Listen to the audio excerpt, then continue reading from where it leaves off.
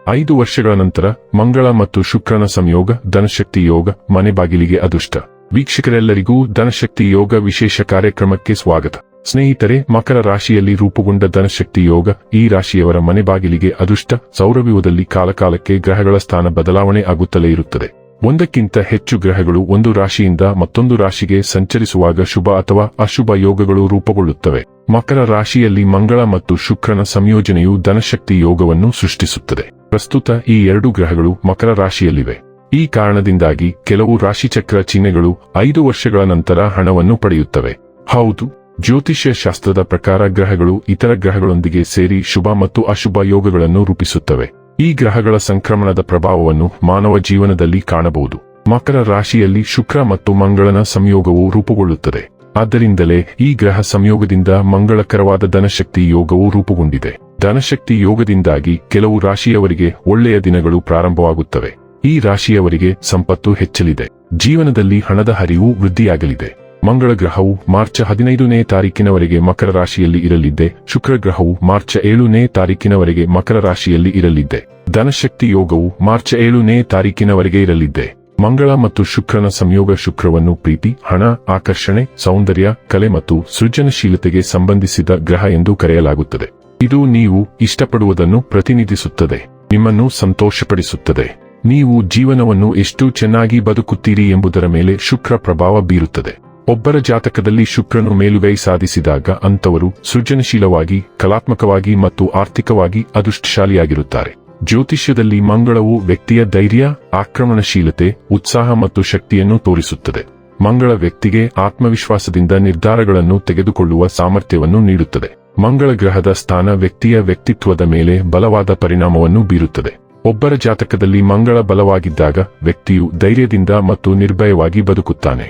ಹಾಗಾದರೆ ಬನ್ನಿ, ಇಲ್ಲಿ ಮಕರ ರಾಶಿಯಲ್ಲಿ ಈ ಧನಶಕ್ತಿ ಯೋಗ ಇಲ್ಲಿ ಪ್ರತ್ಯೇಕವಾಗಿ ಮಕರ ರಾಶಿಯ ಜಾತಕದ ಪಾಲಿಗೆ ಹೇಗೆ ಸಾಬೀತಾಗಲಿದೆ, ಯಾವೆಲ್ಲ ಫಲಗಳು ಇಲ್ಲಿ ನಿಮಗೆ ಲಭಿಸಲಿವೆ ಮತ್ತು ಯಾವ ವಿಷಯವಾಗಿ ಇಲ್ಲಿ ನೀವು ವಿಶೇಷ ಎಚ್ಚರಿಕೆ ಹೊಂದಿರಬೇಕು ಅನ್ನೋದನ್ನ ನೋಡೋಣ. ವಿಡಿಯೋ ಪ್ರಾರಂಭಿಸುವುದಕ್ಕೂ ಮುನ್ನ ಎಂದಿನಂತೆ ನಮ್ಮ ವಿನಂತಿ ಎಂದರೆ, ನೀವಿನ್ನೂ ನಮ್ಮ ಚಾನೆಲ್ ಅನ್ನ ಸಬ್ಸ್ಕ್ರೈಬ್ ಮಾಡಿಲ್ಲವೆಂದರೆ ದಯವಿಟ್ಟು ಈಗಲೇ ನಮ್ಮ ಚಾನೆಲ್ ಅನ್ನ ಸಬ್ಸ್ಕ್ರೈಬ್ ಮಾಡಿ.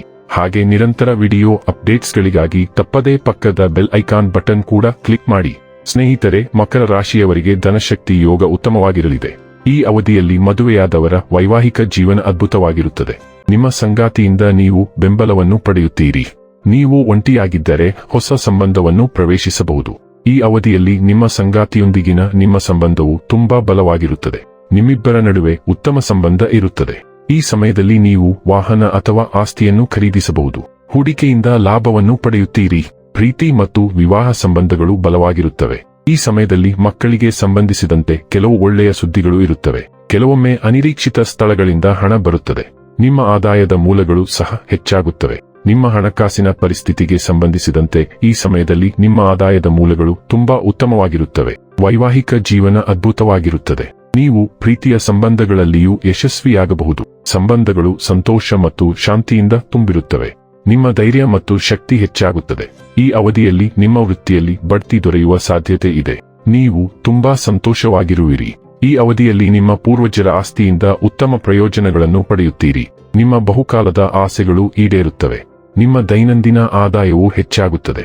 ನಿಮ್ಮ ವೈವಾಹಿಕ ಜೀವನ ಅದ್ಭುತವಾಗಿರುತ್ತದೆ. ಕಳೆದು ಹೋದ ಪ್ರೀತಿಯನ್ನು ಮರಳಿ ಪಡೆಯಬಹುದು.